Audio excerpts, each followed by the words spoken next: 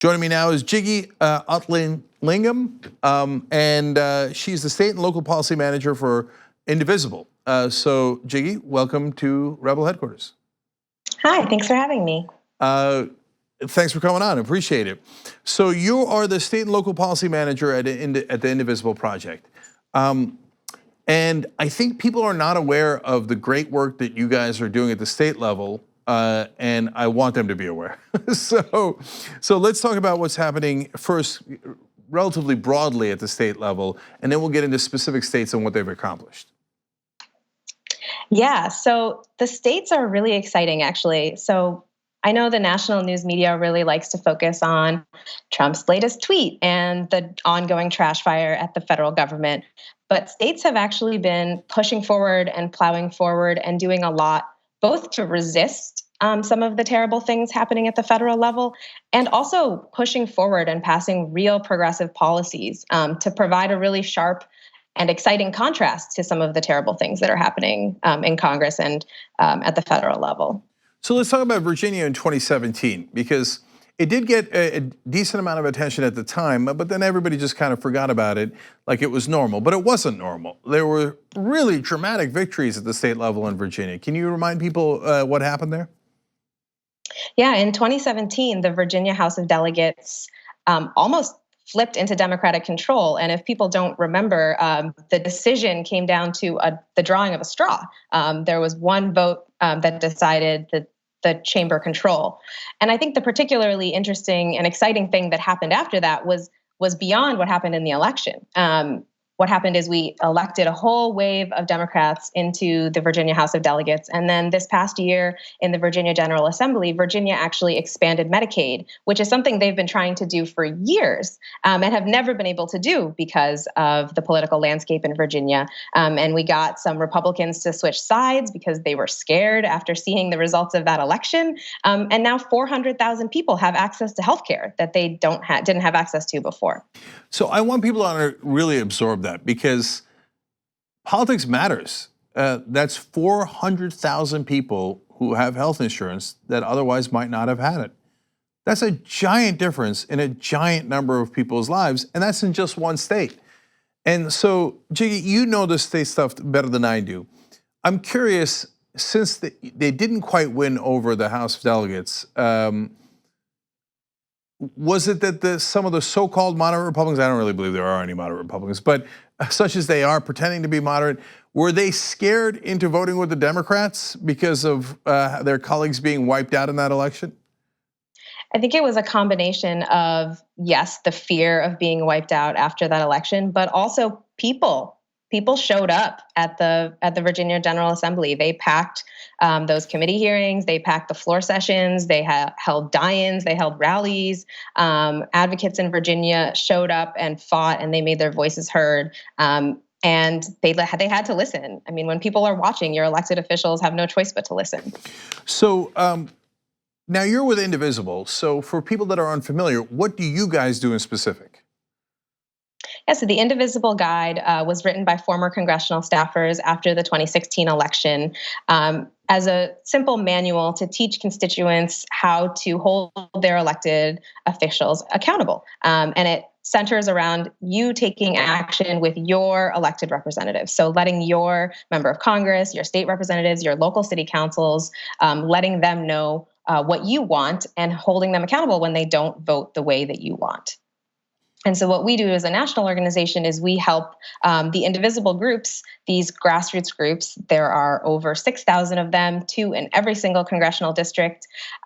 We help demystify, how does Congress work? How do state legislatures work? What do you have power over? And how can you influence your elected officials? And so do people go to indivisible.org/groups to become part of the groups? Yep. That is where you can find your local group and sign up. And you can also phone bank with us in the final few days here before the election. I don't know that you even have the answer to this, but I'm curious. Do you know how many people have joined Indivisible throughout the country?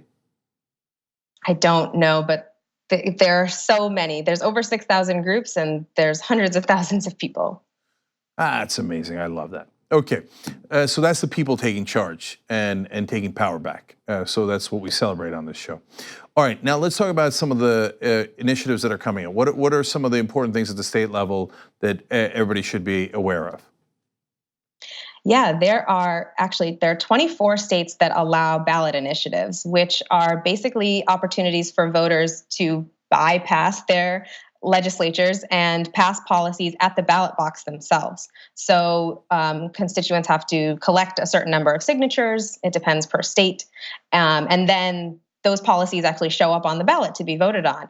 And there are a number of them across the country, but there are a couple that are really, really groundbreaking this year. The biggest one that I'd like to talk about is in Florida. There's a lot of exciting things happening in Florida with Andrew Gillum, but there's also Amendment 4, which is on the ballot, which would restore voting to 1.4 million people in Florida. Because Florida is one of only a couple of states that places a lifetime ban on voting for anyone who has been convicted of a felony. So this measure would allow those who have completed their sentence to gain access to voting again. And that affects 1.4 million people in Florida who do not have access to voting. Yeah, that's gigantic. Another one that affects voting is the ballot measure in Michigan. Can you tell us about that? Yeah, Michigan is one of the most gerrymandered states in the country. This has been part of the conservative strategy, right, to take over state legislatures and then draw the district lines so that they benefit Republicans. And Michigan is a prime example of that. It's very gerrymandered. And they have a measure, Proposal 2, which would take the power of redistricting away from the politicians and put it into an independent redistricting commission. Because the idea being that if the legislature is able to draw the lines, they are choosing their voters instead of voters choosing who represents them. Yeah, Katie Fahey is leading that battle, and we talked to her on this show as well. I think she's one of the best organizers in the country. So let's go to Ohio. What are they up to there? Yeah, Ohio, this is another one that is going to impact a lot of people's lives. In Ohio, there's issue 1, and what that ballot initiative would do is it would reclassify minor drug offenses as misdemeanors, which is what they should be classified as. And it invests the savings from that, because there will be massive savings in reducing the prison population in Ohio, and it reinvests those savings into things like drug addiction treatment and treatment for victims. And it's a really big measure to tackle mass incarceration in Ohio. So the list goes on. There's a really important initiative in the state of Washington, et cetera. But when people join Indivisible, what can they do to make sure that those things pass? So we're in the final stretch before the election. So I think the most important thing is talking to voters. We are canvassing, we are phone banking, we are text banking from now until the election constantly. And so talking to voters and informing them about these different measures and making sure that they're going to be voting the right way on them is the number one and most important thing that we can do to make sure these policies pass. All right, Jiggy, one more thing real quick, but it's really important. After the elections, if the Democrats take the House, for example, what do you think Indivisible's role would be at that point? Well, we really hope the Democrats take the House, and if we're lucky, maybe even the Senate. This is really important because for the past 2 years, we haven't had any real checks on the Trump administration from any of our branches of government. So having control of at least one chamber of Congress will prevent Trump from being able to pass anything that's really terrible.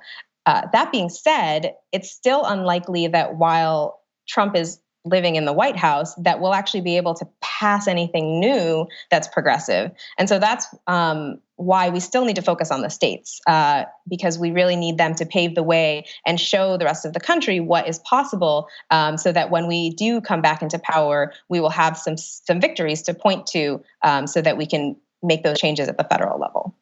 All right, love the battle plan. Indivisible.org and Jiggy Athilingam, thank you so much for joining us. Really appreciate it.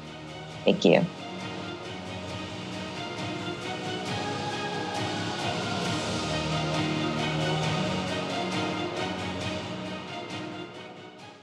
The TYT Plus app is now available on iOS and Android.